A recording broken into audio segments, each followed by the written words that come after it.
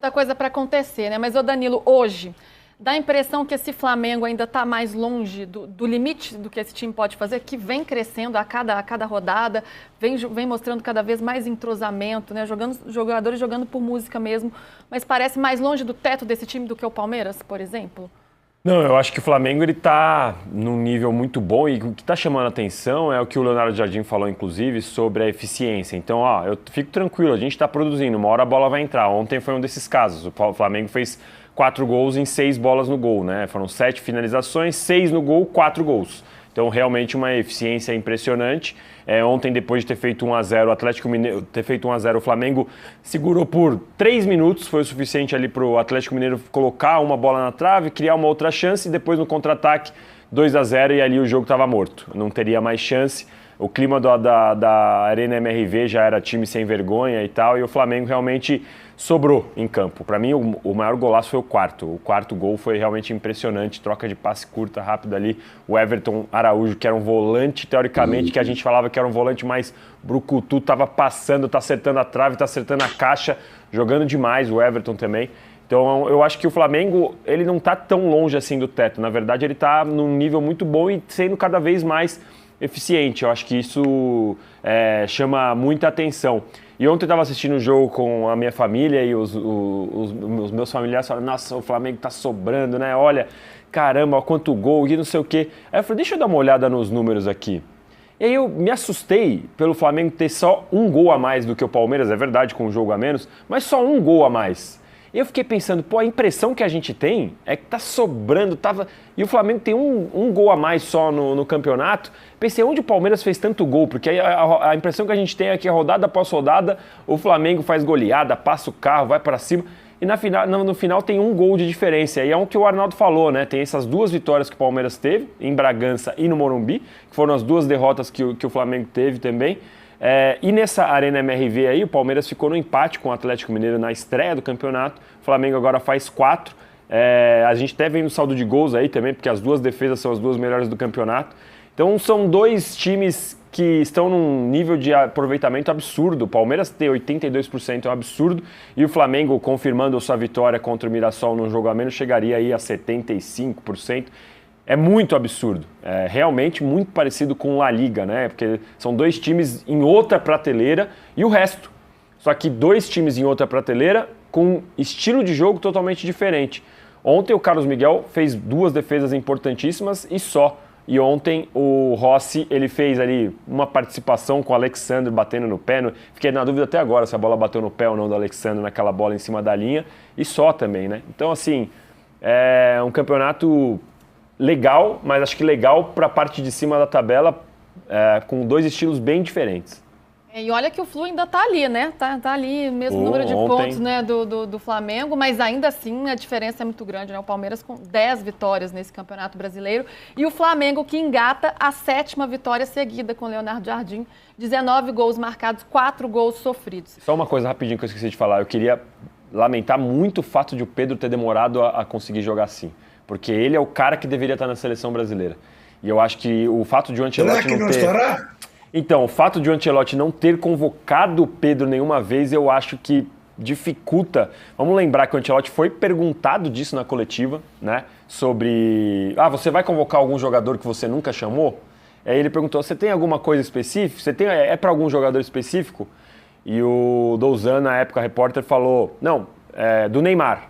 Porque ali me deu a impressão que ele abriu uma janela pro Neymar, ou Ancelotti no caso, que não vai abrir para outros. Porque assim, o Pedro, cara, ele é o atacante que é totalmente diferente de todos os outros que o Brasil tem hoje no elenco. Mas o Danilo, eu gostaria muito do Pedro na seleção. O Danilo, mas tem que ver o seguinte, o Pedro era outro, agora é um, diferente. O Pedro começou a jogar bola na reta final. Sim, sim. Não foi convocado antes, porque também não estava tão bem porque assim. Machucou também. Ele tá sobrando. Machucou, estava se recuperando. O Flamengo... Bom, ele tem todas as condições de nunca ter entrado e entrar na lista definitiva. Eu acho que isso vai entrar. O problema é que ele briga com o Igor Thiago, e o Igor Thiago deixou uma grande impressão para o Ancelotti. Enfim, seleção a gente pode falar depois, mas eu gosto só para fazer esse elogio ao Pedro, porque a fase me encantou. A fase dele me encanta. Eu quero ouvir o Juca, Luísa, se dá tempo eu queria ainda. só voltar uma fala do... Diga, Trajano. Eu queria voltar uma fala do Arnaldo, fazer uma pergunta para o Arnaldo, que tem a ver com o jogo do Flamengo com o Galo. É claro que o clima criado com essa situação do Hulk foi um clima completamente absurdo, desagradável, e pode ter até influenciado. O cara vai lá para o estádio, no ônibus, tem a camisa dele no vestiário, volta para casa, é o maior ídolo do clube dos últimos tempos, artilheiro, ganhou várias coisas, mas não vinha jogando bem. Decididamente não vinha jogando bem. Na verdade, no momento atual, o Hulk em campo, esse Hulk de hoje em dia, era o jogador mais reclamão do futebol Mercosul no momento. Aí eu pergunto para o Arnaldo. Claro que o clima, o que aconteceu com o Hulk, é uma situação esdrúxula, tudo já foi falado. Mas com ele em campo, será que o Atlético ia melhorar com essa bolinha que o Hulk vinha jogando? Eu acho que talvez não melhorasse, mas ele ia reclamar, ia brigar e não ia ser 4-0 como os caras fazendo gol de futsal dentro da pequena área. O Atlético, além de não ter jogado bem, ele não competiu. O Atlético não dividiu, o Atlético deu risada, o Atlético... Porque, assim, é bonito ver, mas nenhum time, nem a Chapecoense tomou os gols que o Atlético tomaram. Que o Atlético tomou em sua casa. Foi um vexame. E o clima tá podre. O clube tá podre. Então, aí não tem como. Eu acho que o Hulk representa a alma do Atlético na última década. E a partir do momento que, desde o começo do ano, ele tá em rota de colisão com a direção, a SAF... tal da SAF, que tem executivo de futebol e tal, e não resolve. Parece que agora é o Fluminense de novo na parada. O Zubeldia gosta do Hulk. O time tá bem, mas ele quer uma coisa, quer um pouco, tem alguém literalmente maior pro time dele. Mas isso, de fato, porque ele é muito representativo, a figura dele é representativa, mais que a técnica que ele tem. Ele já não tá no melhor momento, mas vamos tentar fazer uma comparação. Alguém algum jogador do tamanho, sei lá, vamos pegar o Fluminense que a gente está dizendo. Se o Fábio, o goleiro que está não sei quantos anos no Fluminense, chegasse e brigasse com todo mundo na hora H, fosse pro jogo, olha, não vou não porque eu estou indo para outro time, né? Então eu acho que além... é mais ambiente do que em campo. Né? É mais ambiente do que uma situação técnica. É mais a situação e falta de garra que o Hulk tem de sobra, né, Arnaldo? Exato, é um pouco isso, né? E que tornou o jogo mais fácil ainda. Porque é aquilo, né? O Atlético, a Luísa sabe bem, do Barba, que é um técnico argentino recém-chegado de longo trabalho no Estudiantes, vinha sendo assim, com o Barba. Em casa ele fazia os pontos. Fora de casa ele perdia para todo mundo. Ontem foi em casa. E foi horrível. E acho que faltou espírito, faltou... De alguma forma, no meio de semana, o Atlético tinha conseguido vencer o Ceará pela Copa do Brasil. Na garra, na marra e tal. Ontem, olha, foi ridícula a atuação do Atlético. E acho que tem que resolver esse problema, né? Ficar desse jeito não dá, né? E vai jogar agora em Cusco contra o Cienciano lá em cima pela Sul-Americana, enquanto o Flamengo tem vai jogar contra o Estudiantes do ex-time do Barba, num jogo difícil. A sequência do Flamengo, só para emendar a nossa discussão dos dois poderosos, a sequência do Flamengo é bem mais complicada que a do Palmeiras, na minha visão. Mas o Flamengo, já na primeira rodada de visitantes, ele meteu 4, o Palmeiras meteu 1. Agora o Palmeiras vai ao Paraguai e o Flamengo vai à Argentina.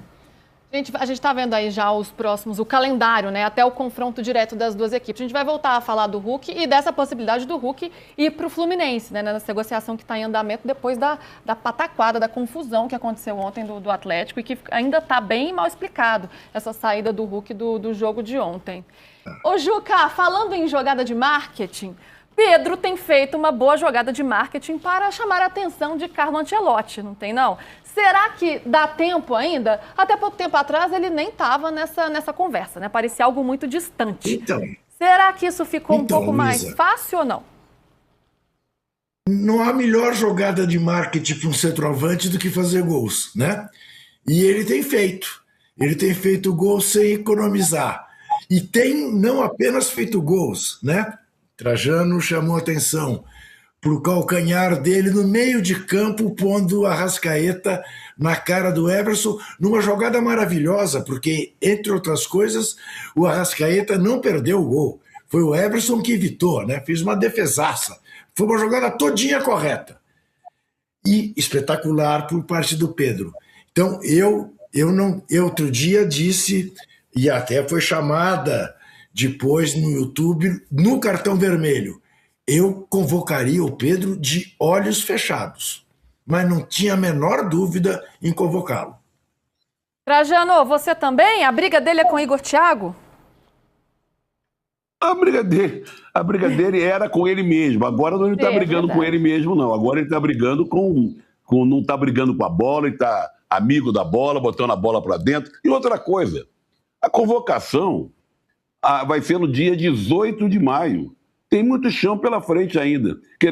Havia uma expectativa, o Neymar vai ter, vamos ver o Neymar, vamos acompanhar o Neymar, quem sabe, tem tantos jogos para mostrar futebol. Pô, quem está mostrando tanto futebol de sobra nesses jogos restantes até chegar à lista definitiva é o Pedro. Tem que ver o seguinte, eu não entendo bem essa lista de 55 jogadores que sai no dia 14. 4 dias antes da lista definitiva. Aí é que não dá para mudar nada. Talvez essa lista de 55 seja para ficar bem com todo mundo.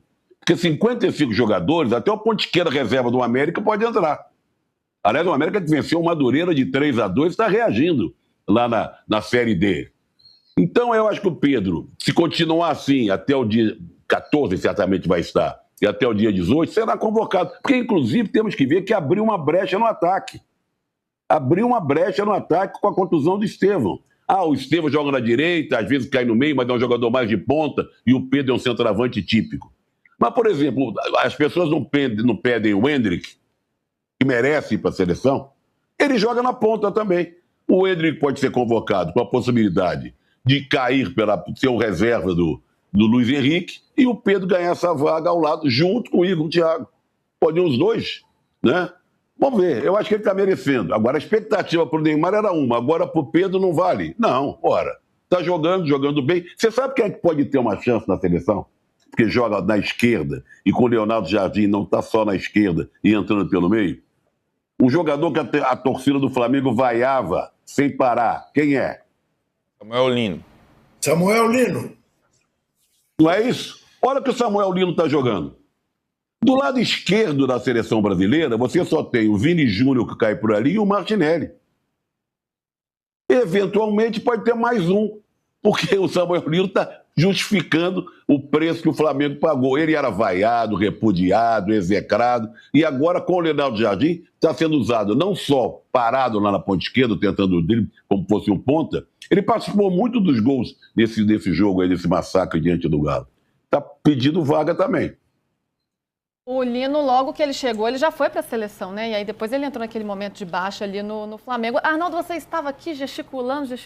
É, porque, na verdade, essa expectativa nossa em relação à lista, ou novidades, caras que nunca foram chamados, como disse o Danilo, acho que tem muito mais a ver agora nessa reta final com lesão de gente. Trajano citou o Estevão, né? Militão, Rodrigo. Está acontecendo em todas as seleções, né? Todas as seleções estão perdendo jogadores importantes. Holanda perdendo no final de semana, enfim. E especificamente na função de centroavante, essa é que é a questão, não existe hoje lesionados, né? O João Pedro está jogando, vai para a final da Copa da Inglaterra, o Igor Thiago está jogando, o Endrick está jogando. Então, acho que a concorrência do Pedro ela é um pouco maior. Mas vai ter uma situação curiosa. O calendário que o Trajano citou da convocação, né? Primeiro a lista completa e depois a lista definitiva no dia 18, que é médio definitiva, depende também das lesões. O Flamengo e Palmeiras no Maraca vai ser depois da divulgação da lista. Digamos que o Pedro não esteja na lista. Digamos que ele faça o jogo que ele fez o ano passado no Maracanã diante do mesmo Palmeiras. Vai rolar, aí o Mister, acho que pela primeira vez, ele vai senti um certo... Ser chamado de burro. Exato. Ser chamado de burro. Burro Eu sorte. não sei se nesse nível, mas ele é uma situação. Porque Flamengo e Palmeiras, para nós, é mais ou menos, fazendo a comparação de novo, do trazendo Arsenal e Manchester City. Né? É um jogaço, todo mundo vai estar esperando.